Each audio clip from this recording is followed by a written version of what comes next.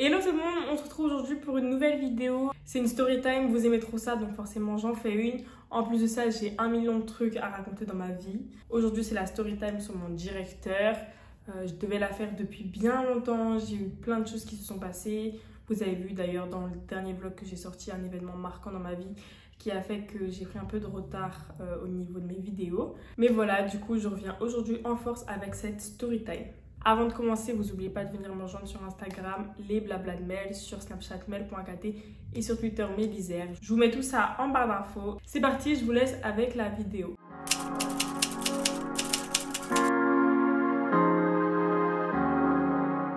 Alors, il faut savoir que j'étais scolarisée dans mon lycée au collège, parce qu'il faut aussi collège-lycée, depuis la 3e. En 3e, j'étais une élève assez turbulente. Je passais énormément de temps dans le bureau du directeur du collège, mais ça se passait super bien. Mis à part ça, j'avais de bonnes notes, etc. J'étais pas non plus l'élève rebelle. Donc, arrivée au lycée, début seconde, au mois de septembre, je me fais convoquer dès la rentrée. Déjà, j'étais dans un mood en mode genre, gros, je viens d'arriver au lycée, ça a changé de directeur, je te connais pas, je me connais pas. Pourquoi tu me convoques? Là, je vois, c'est un homme, il est âgé, hein, je sais pas, je dirais qu'il a genre 60 ans, même plus, honnêtement. Il a les mains comme ça, là. C'est une maladie, je sais plus comment ça s'appelle. Genre, il tremblait de partout. En tout cas, il paraissait super âgé, donc bref, j'arrive, bonjour, nanana, nanana. Le gars, il arrive, il me dit, ouais, bon, je vais pas te mentir, j'ai eu des échos dans mon lycée, je veux que tout se passe bien. Donc reste tranquille, c'est clairement ce qu'il me dit. Bon, il me dit pas ça mot pour mot, j'avoue que j'en rajoute un peu. Mais dans la globalité, c'est ce qu'il dit. Donc évidemment, moi, vous me connaissez, comment je suis. J'ai absolument rien dit. Oui, monsieur le directeur, pas de souci, je vais me tenir à carreau, vous inquiétez pas, j'ai grandi, j'ai changé, je suis là pour étudier. Seconde générale, j'ai pas fait ça pour rien, blablabla, blablabla, blablabla. Je sors du bureau, je fais ma petite vie. Et il arrive mille et une histoires Dites-vous que ça, c'est de septembre à décembre. Il arrive 1000 histoires. Je me fais convoquer pour ça, ceci, cela. Des histoires de bagarre, des histoires avec des professeurs. Bref. Donc, autant vous dire que le gars, il m'avait dans son viseur de ouf. Mois de décembre, je tombe enceinte de Tyrone. Bon, je tombe enceinte le 30 novembre, mais bon, je l'ai su en décembre. Je crois que c'est mois de janvier. Je vais voir ma CPE et je lui annonce comme ça. Ben voilà, madame la CPE, je suis enceinte, je vais le garder. Voilà, je vais pas sécher les cours, je vais pas rater de cours. Je veux pas d'emploi du temps aménagé, vous inquiétez pas, je vais rester jusqu'à la fin de l'année. Mon accouchement il est prévu pour le 30 août. Je serai là jusqu'au mois de juillet s'il faut, vous inquiétez pas. Elle me dit ok, pas de problème, blablabla. Je fais ma petite vie. Et là, un jour, je suis à la maison, tranquille et tout. Et ma mère me dit ouais et tout, je suis convoquée par la CPE.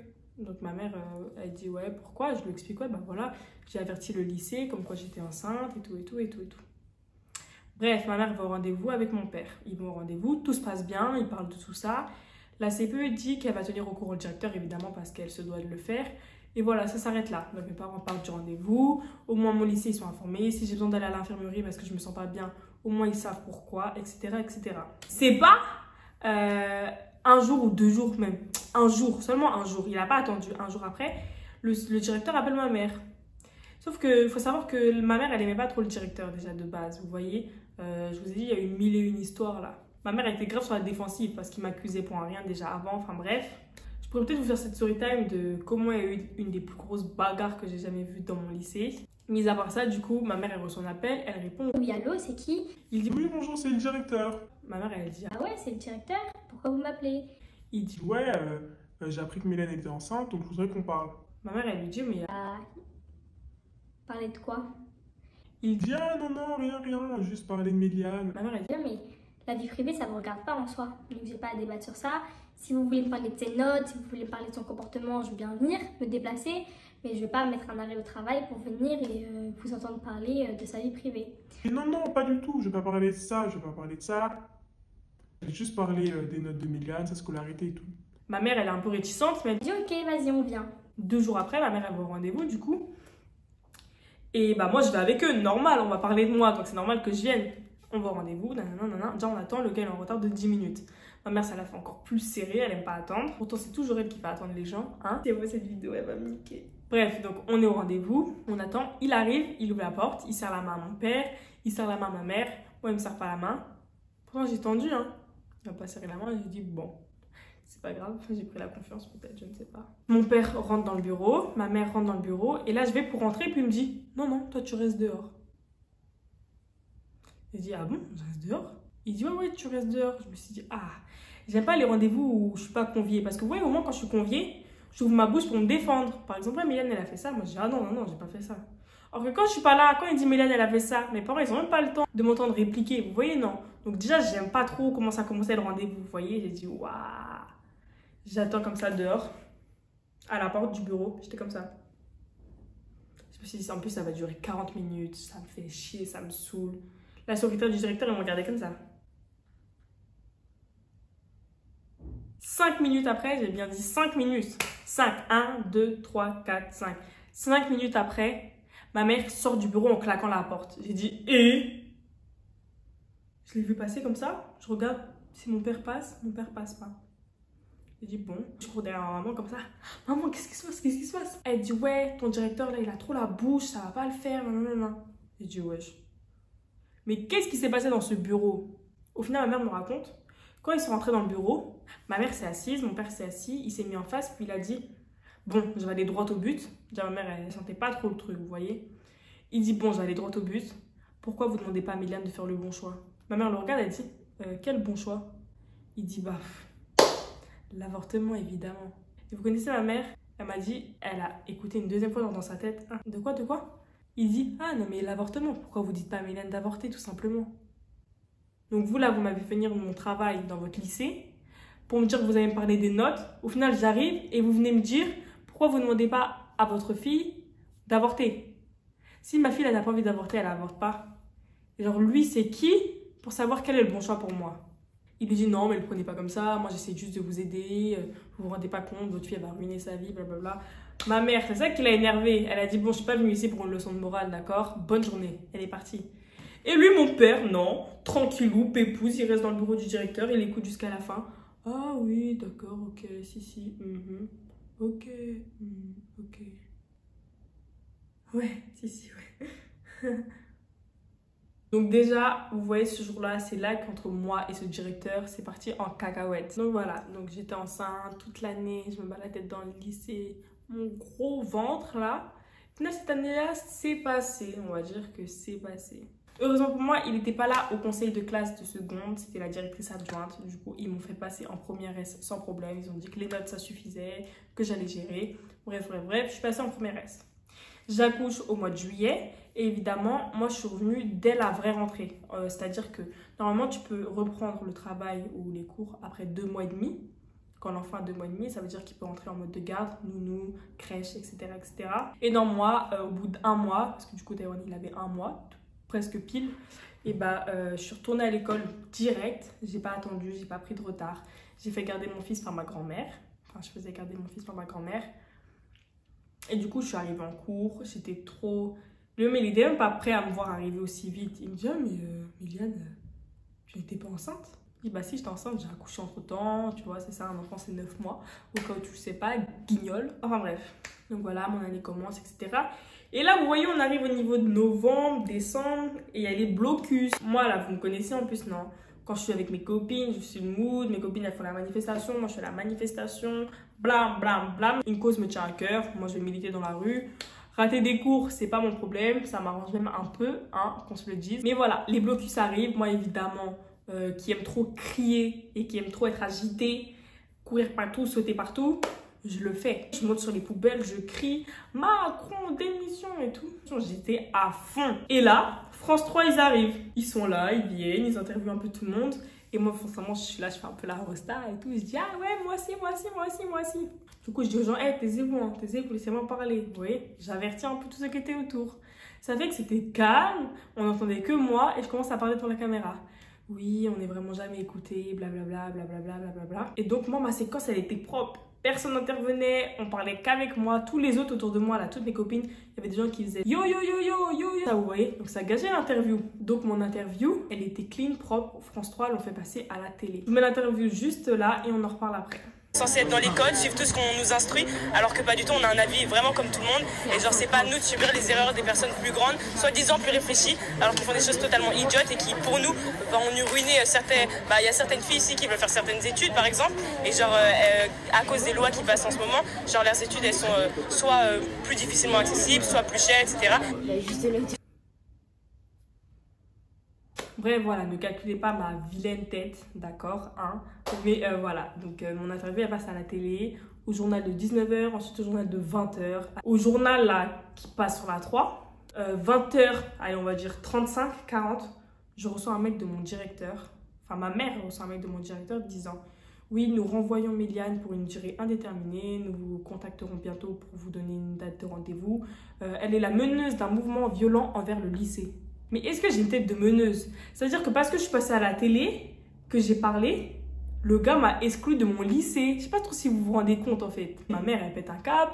Le lendemain, elle débarque au lycée. Ouais, comment ça, ma fille, elle est exclue? Vous vous rendez pas compte? En quoi elle est la meneuse d'un mouvement? Tout le monde a été interviewé. C'est juste ma fille qui est sortie du lot en gros et qui passait à la télé.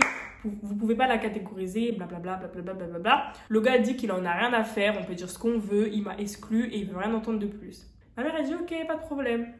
Vous voyez, ensuite, j'avais mis sur Twitter l'histoire. J'ai été contactée par quelqu'un de Quotidien. C'est une émission qui passe à la télé.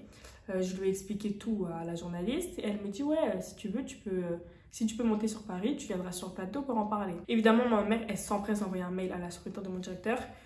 Comme vous pouvez voir ci-dessus, ma fille va passer dans son interview pour parler, nanana.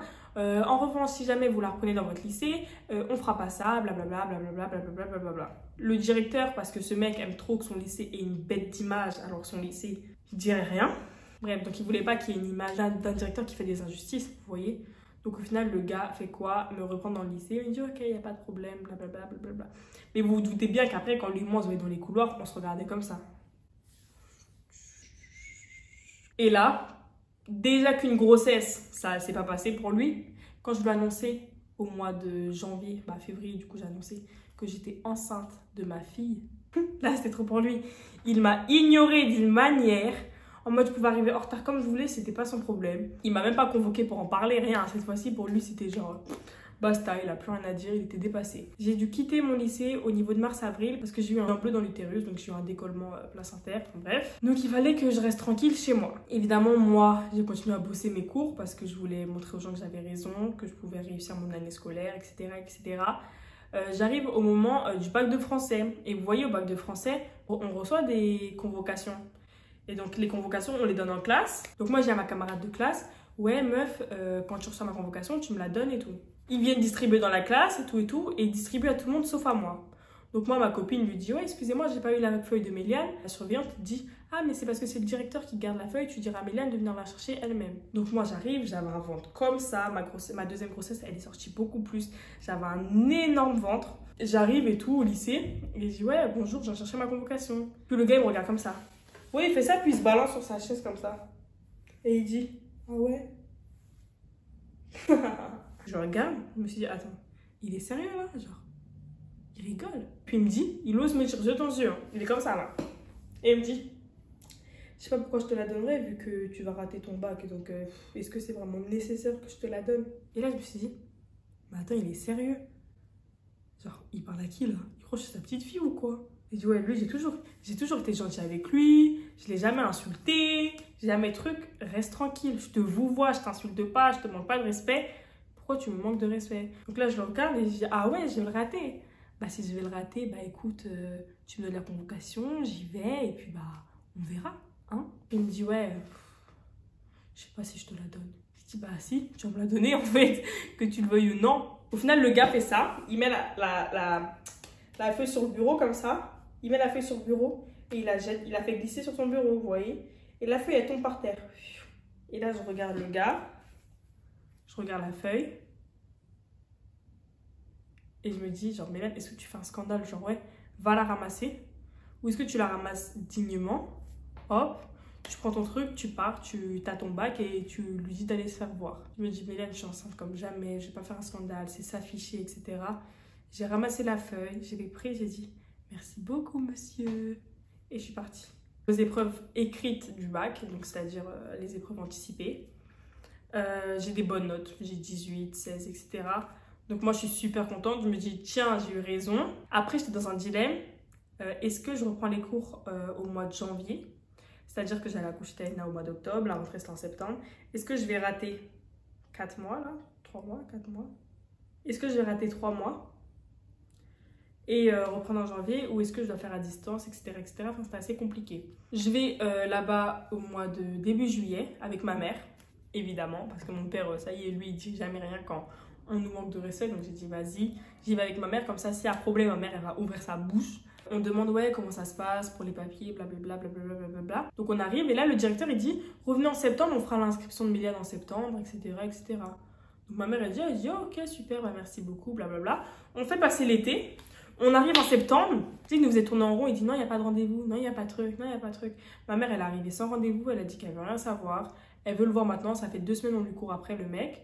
Bref, au final, on voit le directeur, puis il dit, ah, mais en fait, les fins d'inscription, c'était fin juillet, en fait. Et la mère, elle dit, mais genre, on est venu en juillet, vous nous avez dit de venir en septembre. Il dit, ah oui, je me suis trompée, mince alors. C'est vraiment dommage. En plus, Méliane, elle a plus de 16 ans, ça veut dire que, bah... c'est mort, elle peut pas s'inscrire ici. Puis en plus, on n'a pas de place pour elle. Là, ma mère, elle entend ça, elle dit, mais comment ça, vous n'avez pas de place pour elle? Comment elle va faire? Blablabla, blablabla. Bref, ma mère, elle pète un câble, elle hausse la voix, elle se met debout, elle tape sur son bureau, et moi, j'étais là, ah, vas-y maman, vas-y maman, vas-y. Ouais, j'étais là en train d'engrainer. Ah, mais maman, t'as entendu ce qu'il a dit là? Moi, je voulais qu'il y ait des embrouilles, vous voyez. On est venu à la conclusion de j'allais faire mes cours à distance. On lui demande un exéa, c'est-à-dire un papier qui témoigne que j'ai fini ma scolarité dans ce lycée. Et là, il dit, non, il ne me le donnera pas. Ma mère, elle dit, bah si, vous allez le donner. Il dit, non, non, je ne vous le donnerai pas. J'ai pas envie, truc. Ma mère, elle dit, mais comment ça, t'as pas envie? C'est pas ton envie, en fait. Le but, c'est juste, ma fille trouve un endroit où scolariser l'année prochaine. Donc maintenant, tu donnes ton papier. Le gars, il dit, non. Ma mère, elle dit, donne le papier, gros. Il dit, non. Donc, vous connaissez, ma mère, elle dit, ok, bon, vous savez quoi, moi, j'ai toute ma journée. Elle a pris un livre. Ça, je sais pas d'où elle a sorti un livre de son sac. Ma mère, elle ne lit jamais, déjà. Elle a sorti un livre, elle s'est posée comme ça, puis elle dit, bon, bah, je vais rester là toute la journée jusqu'à vous me donniez le papier. Le gars, il dit, ah, bah non, sortez de mon bureau, s'il vous plaît. Ma mère, elle dit, je sortirai pas. J'étais là en mode, ah ouais, maman, t'es une rebelle, j'aime bien ça. Au final, au bout de, on va dire, 40 minutes, c'est-à-dire que ma mère, elle a perdu 40 minutes de son temps, il est venu, il a dit à sa secrétaire de donner le papier, sa secrétaire a donné le papier. Il dit qu'il ne signera pas dessus, qu'on aille demander à la directrice adjointe parce qu'il ne mettra pas sa signature sur, je cite ce qu'il a dit, un papier de quelqu'un qui est voué à l'échec. Ok mec. Donc voilà, nous on pensait que l'histoire elle était terminée, vous pensez aussi que l'histoire elle est terminée, mais l'histoire n'est pas terminée. Je sors du lycée, je vais au rectorat pour m'inscrire dans un autre lycée. Au moment où j'arrive, ils disent à ma mère, c'est vous madame, non, non, non. Elle dit oui, oui, c'est moi. Ils disent ouais, bah on veut pas vous recevoir. Et là on dit wesh. Qu'est-ce qu'on a fait encore? Ils disent oui, le directeur du lycée nanana, a appelé, disons que vous l'avez agressé dans son bureau. Il va déposer une plainte contre vous. En attendant, on ne prendra pas d'initiative concernant la scolarisation de votre fille. Et nous, on était là. Attends, c'est sérieux là? Comment ça, on l'a agressé? Il dit oui, il a appelé en pleurs, disant que vous l'avez agressé et tout. Et nous, on était comme ça. On a fait ça. Nous, là, on a fait ça. On est sorti de là-bas, on était choqués comme ça. On se disait, ah ouais, ok, si. Nous, on a fait ça, je savais pas, hein. Au final, j'ai trouvé des cours à distance de mon côté, j'ai fait mes trucs de mon côté. On attend toujours aujourd'hui la plainte, il a jamais rien fait, que la boca. Mais voilà, on va dire que ce directeur, il m'a mis la misère, il parlait trop mal, il est trop insolent. Donc, s'il vous plaît, s'il y a des parents qui regardent quand il y a des directeurs ou des professeurs qui manquent de respect à vos enfants, prenez toujours le parti de vos enfants. Parce que eux, là, ils se permettent trop. Vu qu'ils sont, je sais pas, directeurs ou bien professeurs ou je sais pas quoi, ils croient ils pètent le score. Vous pétez rien du tout. Voilà, c'était ma story time de comment mon directeur, il m'a mis la misère. Et comment mon directeur, il a porté plainte contre moi. Je crois que j'avais la vidéo comme ça, carrément. J'espère que la vidéo vous a plu. Cette fois-ci, il n'y a pas de morale. Normalement, je mets toujours une petite morale à la fin de cette histoire. Il n'y a vraiment pas de morale aujourd'hui. Tout ce que je peux vous dire, c'est de partager cette vidéo. Dites en commentaire si vous avez aimé, ce que vous pensez de ce directeur. Moi, je pense que c'est un gros... Je vous laisse finir la phrase. À vous de me dire ce que vous pensez de lui. En attendant, vous n'oubliez pas de revenir me rejoindre sur mes réseaux sociaux, tout à la fin de la vidéo aussi. Je vous fais de gros bisous. Mouah.